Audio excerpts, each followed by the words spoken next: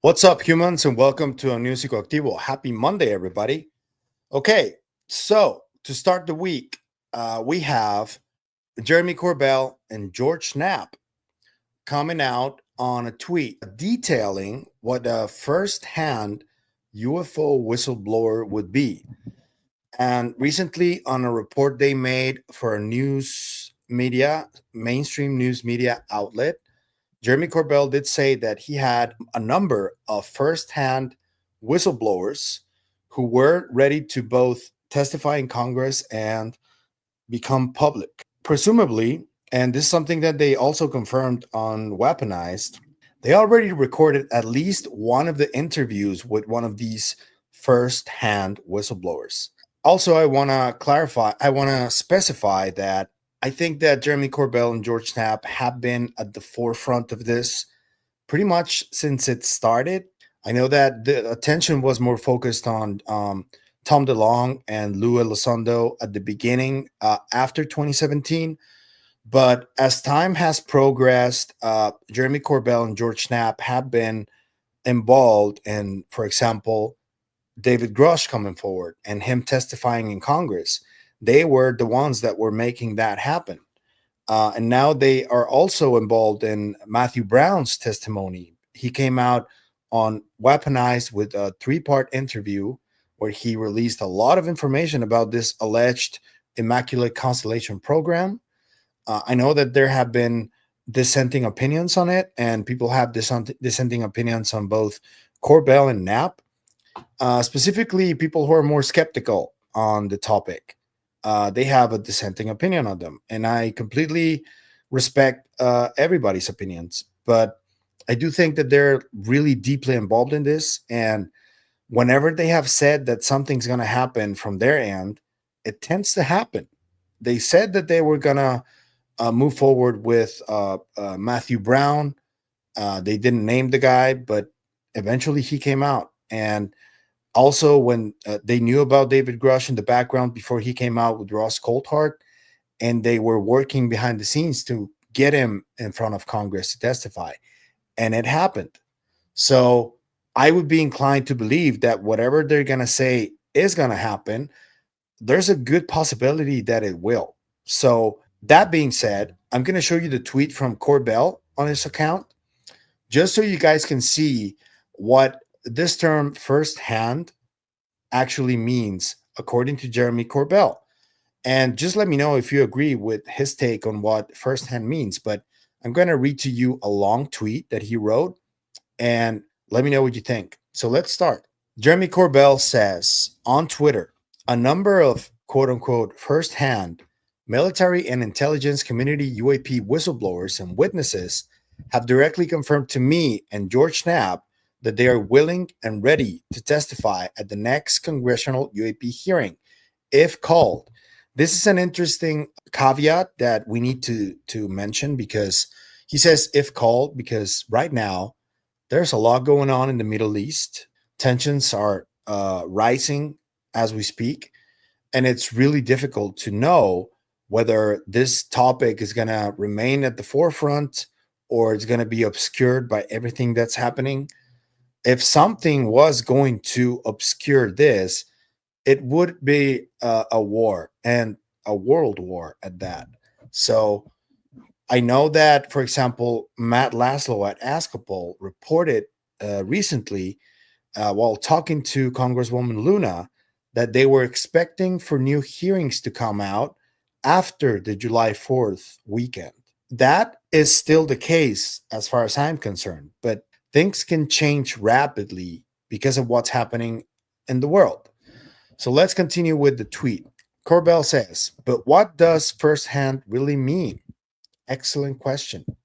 And then he continues, there are layered categories of what we refer to as firsthand UAP witnesses or whistleblowers. My personal baseline for the term refers to individuals who met the following criteria. Number one, in an official government capacity, they have personally and verifiably been in close physical proximity to operational UAP craft or functioning components of UAP technology.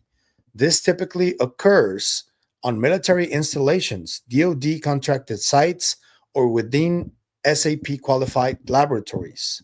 Number two, they have directly and unambiguously observed, participated in testing, cataloging, or protective operations related to UAP hardware or performance study programs. This also includes participation in UAP related intelligence, surveillance, and reconnaissance (ISR) efforts, or direct physical exploitation of UAP craft or associated technology. Number three, they have provided substantiated evidence that proves their roles, responsibilities, and involvement at the time and location of exposure, establishing a credible and verifiable foundation for their UAP related testimony and evidentiary contributions. And then Corbell continues to say, that is my working definition of a baseline first-hand UAP witness or whistleblower, the most fundamental tier in a multi-layered structure of categories. And guys, please let me know what you think about this definition of first-hand from Corbell. Do you agree?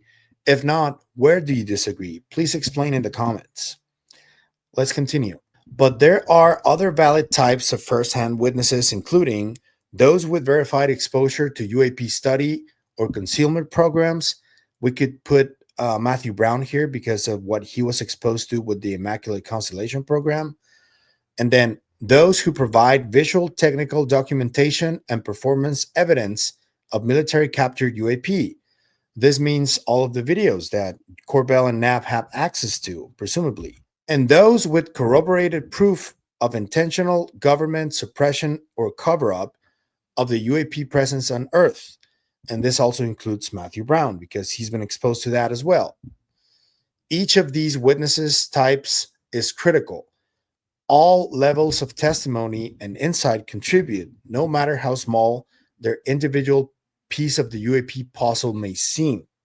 Collectively, they form a preposterous preponderance of evidence for the reality of the UAP phenomenon.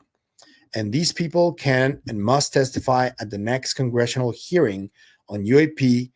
It's what the public wants. That's what Jeremy Corbell said. He uploaded that picture, which is kind of, I'm going to use it in the thumbnail, actually. But yeah, this is essentially what Jeremy Corbell is convinced that may happen in the near future. I guess the only problem that I would have is whether everything that's going on in the Middle East could affect this, because as I've said and mentioned before, this is really reminiscent of what happened back in 2001 when Donald Rumsfeld appeared at a press conference saying that trillions of dollars were unaccounted for at the Pentagon. And months before that, Dr. Stephen Greer came out with the disclosure press conference at the National Press Club in Washington, D.C., where a bunch of whistleblowers, former government officials, came out to tell their story, to tell their different levels of knowledge of this topic. And then September 11 happened, and everything was instantly forgotten. And people were suddenly interested in everything pertaining to that. And then we know what happened after that, that the U.S. invaded the Middle East and they toppled a couple of governments there. And there was this war on terror that was happening. And I just really fear that right now, with everything going on in the world and the Middle East, we lose the threat of everything that we have been working towards since 2017. I know that I adhered myself relatively recently to this effort, but I do consider that it would be a real shame if people forgot about this because of everything else that's happening in the world. And I'm not trying to trivialize what's happening around the world. I think it has to be paid attention to. People need to be aware of what is going on in the Middle East. But I also think that we can't keep ignoring everything that keeps happening in UFO world. And these people that are now ready and willing to come forward to testify in front of Congress, I think that Congress needs to pay attention to them. And in this case, take one for the team maybe, and not think about re-election, rather than actually doing something for their constituents, such as getting them transparency on these issues. Because at this point, we have already established that the Pentagon has acknowledged that UFOs are real, that they don't know what some of them are, and that they need to be investigated, and we need to find out what's going on. From that baseline, I think that we can confidently say that the topic should not go away, because it's already been acknowledged on an official capacity by some parts of the government and some parts of the military. And all of that stigma that has been weighing down and dissipating over the years is because we haven't taken our finger out of the pulse. And I think that is really important. And that's why I think the work that Jeremy and George are doing is so essential to this, because attention needs to stay on the topic despite everything that's going on. That's just my opinion. I don't know if you guys agree. Let me know what you think about Jeremy Corbell's tweet about what he considers firsthand whistleblowers or firsthand witnesses. And what do you think is going to come out? Do you think these firsthand witnesses or whistleblowers do have firsthand experience handling these things?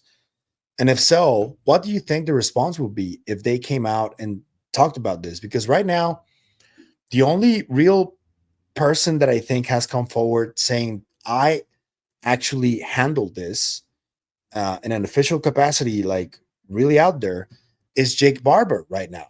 But Barber has affiliations to some of these aerospace companies, and people have questioned that. And I think that's fair too. So he's the only one that really has firsthand like experience handling these things. But we want to get people from an upper side of the arm that Jake Barber himself explained, because he said that he's at the fingertips of this because he was part of the crash retrieval team. And he said the Grush is more like in the shoulder because he's more like an intelligence guy. I want to talk to someone in the elbow or something like that. Somebody that was either at the hangar handling this, trying to find out what it is, or handling biologics, presumably. That would be really something. And I hope that whoever comes out on Weaponized with Jeremy and George is one of those type of whistleblowers. What type would you prefer? Let me know. If you like the content you see, I'm going to ask you to like, share, comment, subscribe, and hit the bell icon. That's all you need to do to help us, and it is what helps us the most. But if you want to support us in any other way, there's a few links down there you can choose from. You can also support us through KGRA, or you can maybe consider becoming a member on YouTube. That'd be really cool. But that's it for me today on this video, but I'll see you guys in the next one. Remember, stay curious and inquisitive like Jeremy and George always. Bye.